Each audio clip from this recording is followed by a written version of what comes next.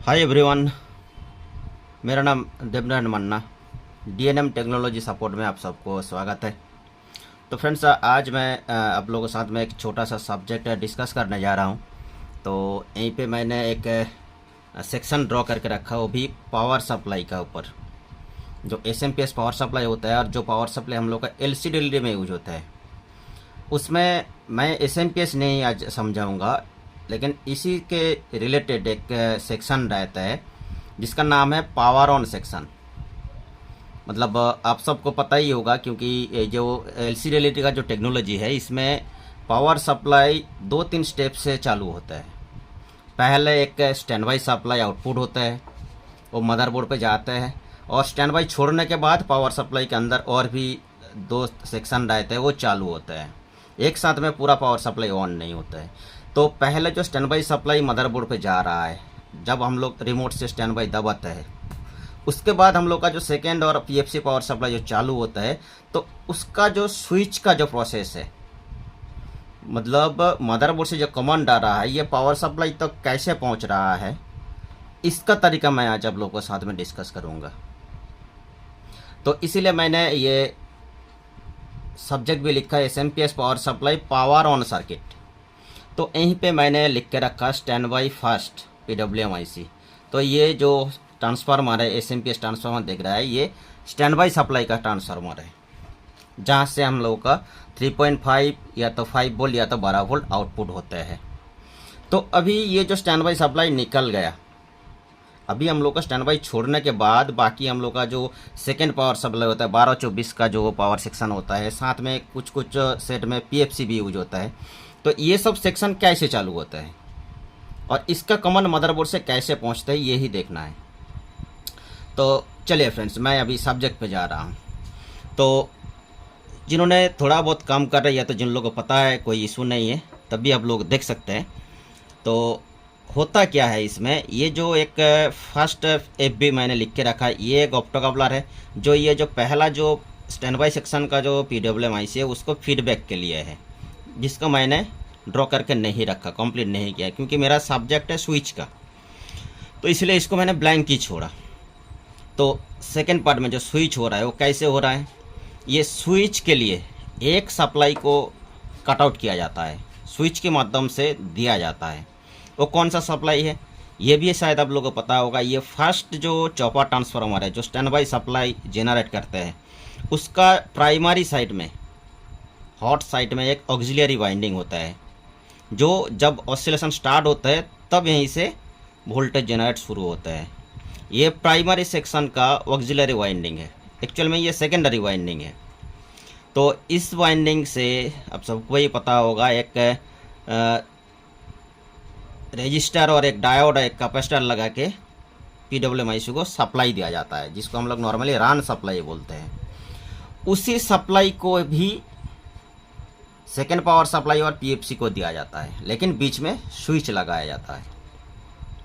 जब stand by छोड़ते हैं तो वो सप्लाई को पहुंचाया जाता है उधर। तो कैसे काम हो रहा है, तो मैंने यहीं से जैसे मैंने ड्रॉ करके रखा, ये जो ऑक्सिलरी वाइंडिंग है, ये ऑक्सिलरी वाइंडिंग है, यहीं से तो रन सप्लाई फर्स्ट सेक्शन को पहुंच रहा है कंटिन्यूस, क्योंकि ये जब तक कंटिन्यूटी पहुंचेगा तो स्टैंड बाई सप्लाई भी आपको कंटिन्यू नहीं मिलेगा। वो तो मिल रहा है, अभी स्टैंड बाई छोड़ने के बाद है। तो उसी पॉइंट से, उसी चॉपर का पॉइंट से, हो सकता है सेम पॉइंट से भी ले सकता है, या तो अलग से और एक रजिस्टर डायोड लगा के भी एक सप्लाई बना सकता है, दोनों सेम बराबर है। यहीं से भी ले सकता है या तो अलग से बना सकता है।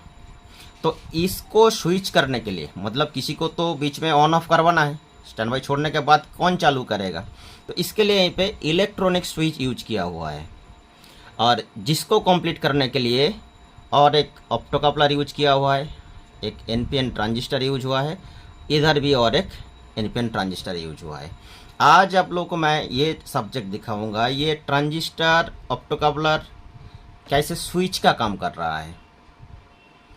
नॉर्मली हम लोग को पता है, जो ऑप्टोकपलर फीडबैक के लिए काम पे आता है, ट्रांजिस्टर स्विचिंग के काम पे, एम्पलीफाइंग के काम पे। अभी का जो सब्जेक्ट होगा, ये स्विच का सब्जेक्ट हो रहा है। ट्रांजिस्टर से, ऑप्टोकपलर से कैसे स्विच का काम करवाएंगे। तो चलिए, तो थोड़ा ये इंडिकेशन देखते रहिए। ये जो फर्स्ट पावर सप्लाई का जो ऑक्सिलरी सप्लाई लाइन है, ये कितना वोल्टेज होता है नॉर्मली 14 वोल्ट से 22-23 वोल्ट तक ये होता है। और ये सप्लाई देखिए, ये सीधा आके एक ऑप्टोकपलर का ये 3 नंबर पिन है, ये 4 नंबर पिन है, ये 1, ये 2, 4 नंबर पिन में इनपुट होता है, जो कि ऑप्टोकपलर का सेकेंडरी साइड का कलेक्टर पॉइंट पे, और उसी सेम वोल्टेज आ जाता है और एक प्राइमरी साइड का एनपीएन ट्रांजिस्टर का कलेक्टर पे। दोनों कलेक्टर पे सप्लाई पहुंच गया और हम लोग को सप्लाई चाहिए यहीं पे। ये सेकेंड पावर सप्लाई का PWM-IC का VCC ये है और PFC सप्लाई का VCC ये है। तो ये दोनों IC पे जब सप्लाई पहुंच जाएगा तो ये दोनों सेक्शन चालू हो जाएगा। लेकिन अभी क्या हो रहा है, सप्लाई आके कलेक्टर पे रुका हुआ है और ये सप्लाई आके ऑप्टोकपलर का जो 4 नंबर पिन में कलेक्टर है वहीं पे रुका हुआ है। ऐसे अगर कंडीशन में रुका हुआ रहेगा तो आप लोग मान के चलिए आपका सेट अभी रेड इंडिकेटर कंडीशन में है, मतलब सेट स्टैंड बाई में है। जब स्टैंड बाई छोड़ेगा तब क्या होगा, ये कलेक्टर में जो वोल्टेज है ये इमीटर से बाईपास होके सेकेंड पावर सप्लाई का PWM-IC पे और थर्ड जो PFC का PWM-IC पे सप्लाई पहुंच जाएगा। तो इसका स्विच कैसे काम हो रहा है आप लोगों को ये देखना है। यहीं पे ये भी समझ में आ जाएगा ये ट्रांजिस्टर एक्चुअल में कैसे वर्क कर रहा है और ट्रांजिस्टर कैसे वर्किंग करते हैं। एक्चुअल में ट्रांजिस्टर होता है, यहीं पे भी जैसे काम करते हैं बाकी सभी जगह पे सेम टू सेम काम करते हैं। उसका काम एक ही है। काम क्या है, कलेक्टर और इमीटर को शॉर्ट करना, बस यही, और कुछ भी काम नहीं है। तो ये कैसे हो रहा है, तो फर्स्ट ऑफ ऑल क्या हो रहा है, ये जो सप्लाई ये 14 से 22 वोल्ट ये दोनों आइस पे मिलना चाहिए, ये अभी स्विच का एक पॉइंट पे आके रुका हुआ है, इधर भी रुका हुआ है। और ये ऑप्टोकपलर का 1 और 2 नंबर पिन पे अब सबको पता है यहीं पे फोटो डायोड लगा हुआ रहता है। और उसका एनोड में देखिए आउटपुट जो VCC है, VCC से बीच में एक रजिस्टर लगा के एनोड पे सप्लाई दिया हुआ है। और इसका जो कैथोड देखिए और एक ट्रांजिस्टर का NPN ट्रांजिस्टर का कलेक्टर पे आ गया। और इसका इमीटर सीधा ग्राउंड है और बेस में पावर ऑन कमांड आता है मदरबोर्ड से। अभी जिस कंडीशन में सेट अभी रेडी है, इस कंडीशन में कोई भी आउटपुट नहीं होगा। कब आउटपुट होगा, उसका क्या सीक्वेंस है ये देखना है। जब तक ये मदरबोर्ड से ये पहला जो स्टैंड बाई ट्रांजिस्टर है इसका बेस में जब तक पल्स नहीं आएगा, कितना वोल्टेज आता है यहीं पे 0.07 वोल्टेज आता है आफ्टर स्टैंड बाई।